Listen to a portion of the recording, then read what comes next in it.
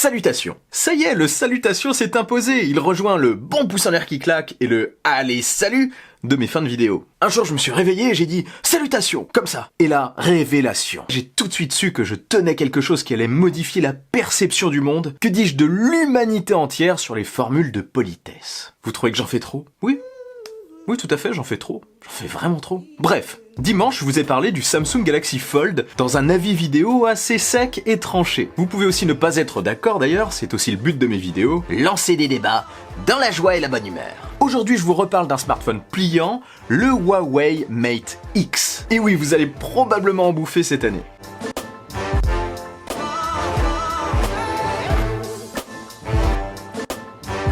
Encore une fois, cette vidéo reflètera mon avis, qui n'est pas nécessairement le vôtre. Alors après l'avoir vu, n'hésitez pas à me partager votre point de vue dans un commentaire. Déjà, le Galaxy Fold de Samsung m'a fait tiquer sur pas mal de points, dont d'ailleurs le petit écran en façade et la méga encoche à l'intérieur. Mais par contre, on ne peut vraiment pas lui reprocher son approche personnelle et originale, tout comme le fait que le produit a vraiment l'air d'être maîtrisé d'un point de vue technologique. Bien sûr que je veux le tester. En fait, ce qui est intéressant, c'est que les différents constructeurs ont eu des approches totalement différentes les unes des autres et ont sorti deux produits vraiment différents. Des produits qui sont aujourd'hui très chers, je vous l'accorde, parce que le Galaxy Fold coûte 2000 € et attention, en 4G, on ne connaît pas encore le tarif du modèle 5G, ça devrait piquer, et 2300 € pour le Huawei Mate X, qui lui est en 5G. Donc c'est cher, oui, mais le tarif est quand même justifié. Toute nouvelle technologie se paie. Ces smartphones pliants sont à leur début, c'est un premier jet, et si ça prend auprès du public, de toute façon ça finira par baisser. Et on est un peu dur là, mais les modèles finiront forcément par régler leurs problèmes au fur et à mesure des années. Ça va s'équilibrer tout ça. Perso, au regard du tarif, en l'état actuel en tout cas, je vois bien ces produits vraiment pour des professionnels, pour allier mobilité et travail plus productif sur un plus grand écran. Je pense notamment au travail dans l'avion ou dans le train.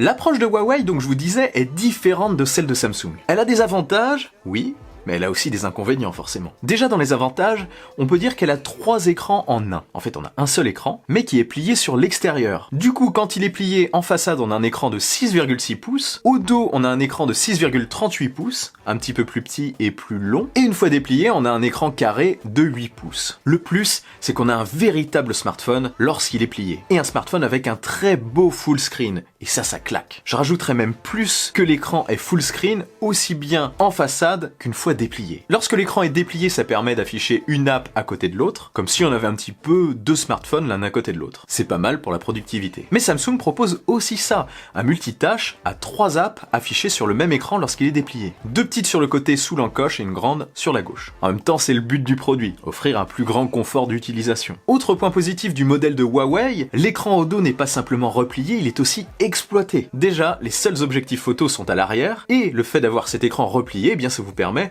de l'utiliser pour prendre des selfies avec les caméras principales. Autre chose aussi que j'ai trouvé très sympa avec cet écran au dos, c'est que ça permet, lorsque vous prenez quelqu'un en photo, qu'elle se voit en fait directement. C'est pas mal pour se refaire un petit brushing pendant qu'on nous prend en photo. L'autre point positif, c'est que ça permet de se filmer en facecam, en se voyant directement, avec les meilleurs capteurs de l'appareil. Et ça pour le coup, c'est vraiment pas mal. Parce que les capteurs frontaux aujourd'hui sur les smartphones sont beaucoup moins bons que ceux qu'on place à l'arrière. Du coup, on perd en qualité lorsqu'on se filme en voulant se regarder. Là, terminé. Donc en gros, j'ai trouvé l'exploitation de ce petit écran au dos très sympa. Je sais qu'on a déjà vu des smartphones ou des prototypes de smartphones avec un écran au dos simplement. Sur le coup, je trouvais ça un petit peu bizarre, avec du recul, c'est intéressant, mais c'est vraiment plus justifié avec un écran qui se plie. Autre point important, plier l'écran vers l'extérieur permet aussi d'avoir un produit plus plat. Parce que aujourd'hui, les écrans ne se plient pas totalement comme une feuille de papier. Il faut qu'il y ait une petite marge. C'est pourquoi le Fold est plus épais et un peu incliné lorsqu'il est plié, parce qu'il est plié vers l'intérieur. Donc plier vers l'extérieur permet bien de faire un smartphone plus fin. Aujourd'hui en tout cas, la technologie va évoluer. Donc maintenant je vais vous parler des défauts de la solution choisie par Huawei. Déjà, comme on ne voit que l'écran, le produit de Huawei fait moins premium. Et on dirait aussi qu'il marque un petit peu plus à la pliure. Mais ça c'est juste une contrainte technique. Autre problème aussi, une fois plié, l'écran n'est pas protégé contrairement à la solution de Samsung. Et de manière générale aussi, je trouve qu'il fait plus fragile que le Fold. Enfin d'apparence du moins, j'ai pas testé. Point négatif aussi pour moi, son écran est carré. Ça n'apporte rien par exemple dans la lecture de vidéos. À part bien sûr assure peut-être l'accès aux commentaires YouTube en même temps. Du coup, autant regarder la vidéo sur l'écran plié. Et je sais pas si vous avez remarqué, mais il n'a pas de caméra frontale. Ni à l'avant, ni une fois déplié. C'est pour ça qu'il est full screen. On sera donc obligé d'utiliser le plus petit écran pour faire des appels vidéo. Pour faire un appel sur Skype, par exemple. Ça, c'est moyen. Et il n'a pas non plus de recharge sans fil qui finira par être la norme. Il faudra trouver une solution à travers l'écran. Ou alors permettre de le recharger sans fil une fois qu'il est déplié. Sur ces nouveaux produits, c'est quand même assez le flou, on peut vraiment se demander si ça va marcher. Ce qui pourrait me faire penser que ça va marcher, c'est qu'aujourd'hui, on va vers des écrans toujours plus grands. Les utilisateurs cherchent des écrans toujours plus grands. Et aujourd'hui, alors qu'ils sont déjà quand même très grand, on atteint un petit peu le bout. Pour proposer des écrans plus grands sur un smartphone, eh bien, il faut le plier le smartphone. Par contre, la technologie d'écran en question est nouvelle, et on sent que ça fait comme une sorte de petit retour en arrière, malgré la prouesse technique que ça représente. On se retrouve avec des produits qui sont obligés de sacrifier certains points qu'on aime sur nos smartphones. Le bord à bord pour la partie smartphone du Samsung, et la caméra frontale pour le Huawei. Franchement, je ne saurais pas aujourd'hui vous dire quelle solution est la meilleure, parce que je ne les ai pas testées tout simplement, mais en me basant sur mon ressenti et sur ce que j'ai pu voir, la solution de Huawei me paraît être plus intéressante. On a un smartphone avec un grand écran pour un usage rapide, on l'utilise comme on utiliserait un smartphone classique, sans vraiment avoir l'impression de régresser, et on peut le transformer dès qu'on en a envie en petite tablette, lorsqu'on est plus confortablement installé. Ce qu'il lui aurait vraiment fallu par contre, c'est une petite caméra en façade, quitte à élargir un petit peu la bande supérieure de l'écran. Et il lui aurait aussi fallu un écran 4/3 ou 3/2 en mode tablette. On aurait alors eu un ratio proche de celui d'une tablette, là où aujourd'hui la proposition de Huawei, c'est un écran carré. Pour le coup, l'écran de Samsung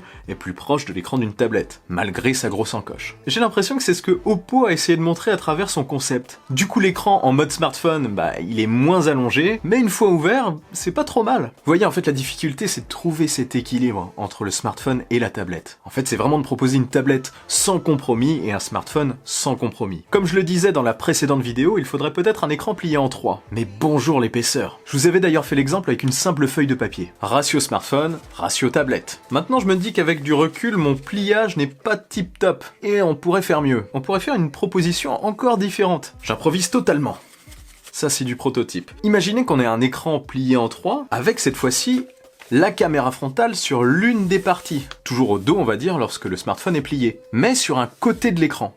Je sais pas si vous allez suivre mon explication. En gros, en mode tablette, on aurait ça, avec une caméra frontale, et en mode smartphone, eh bien, l'écran principal serait celui du centre. On plierait un côté vers l'intérieur et l'autre côté par-dessus, et on aurait notre caméra à l'arrière. On pourrait faire nos selfies en se voyant, et on aurait notre caméra frontale en mode tablette. Voilà, avec une feuille de papier, c'est un petit peu fait à l'arrache, mais j'espère que vous avez compris l'idée. En gros, l'écran principal en mode smartphone serait au centre, un petit peu comme ce qu'a présenté Xiaomi. Sauf que dans mon idée, la tablette aurait une bande noire sur le côté renfermant les capteurs. Mais encore une fois, ça pose un petit problème parce que au dos, en mode tablette, il y aurait rien. Après, rien ne vous empêcherait de remettre la tablette en position smartphone pour filmer ou prendre des photos. Voilà, dites-moi ce que vous en pensez de cette idée révolutionnaire dans les commentaires. Ce qui me plaît dans cette idée, c'est qu'on aurait un smartphone proche du 18/9 en façade et du 4/3 ou 3/2 en mode tablette. En fait, c'est ça qui m'intéresse. Avoir le meilleur des deux mondes. Au final, pas spécialement convaincu à la base. Après la présentation du Huawei Mate X, je le suis un petit peu plus. À la base, ce nouveau produit doit être quand même un smartphone qui se transforme en tablette. Et le Mate X semble plus se rapprocher de cette idée. J'ai quand même peur du côté mécanique. Le fait de plier et de déplier un polymère semi-rigide plusieurs fois dans la journée, franchement, je ne sais pas ce que ça peut donner dans la durée. Les macromolécules doivent danser la Java. Et cette phrase était bien what the fuck. Au final, chez Samsung, c'est plus une petite tablette qui peut faire smartphone pour dépanner, alors que le Huawei Mate X est plus un smartphone dont l'écran peut s'agrandir pour plus de confort. Après, à vous de choisir votre approche. Vous voulez une tablette qui peut presque être un smartphone, ou un smartphone qui peut presque être une tablette? À vous de voir. Le mécanisme du Samsung me paraît quand même être beaucoup plus résistant, plus robuste et plus pratique à utiliser dans la durée. On l'ouvre comme un livre. Le Mate 10 nécessite de débloquer un petit loquet en appuyant sur un bouton avant de déplier l'écran. Ça doit être un petit peu lourd à la longue. En fait, pour moi, la solution définitive n'a pas encore été présentée. Bon, je vois à peu près vers où ils veulent se diriger, mais on verra quelle marque fera demi-tour et arrêtera, ou se tournera vers la solution de l'autre. La vraie question, c'est de savoir si c'est l'avenir ou pas. Avoir un tout en un ou deux produits séparés destinés chacun à leur usage. Qui sait, à terme, on n'aura peut-être que du pliant. Un smartphone qui, une fois déplié, fait une petite tablette, et une tablette énorme qui se plie pour être plus transportable. Mon cœur balance quand même aujourd'hui entre le tout en un ou les produits séparés. Après, si à terme, techniquement, c'est abouti, pourquoi pas au fond. Franchement, j'attends vraiment de voir la suite, ça m'intrigue pas mal. En fait, ça dépendra vraiment de l'accueil du public, de vous. On est peut-être en train d'assister à la naissance d'un nouveau produit durable. On aura peut-être les smartphones classiques, les grands smartphones, et les très grands smartphones qui se déplient. Du moins avant que les prix baissent et qu'on ait que ça. Vous voyez, mon avis évolue constamment. Si vous étiez dans ma tête, je suis tout le temps en train de penser à la tech. Quoi qu'il en soit, on verra bien ce que l'avenir nous réservera, et j'aurai bien sûr l'occasion de vous en reparler sur la chaîne. Et vous, dites-moi ce que vous pensez de tout ça dans un commentaire.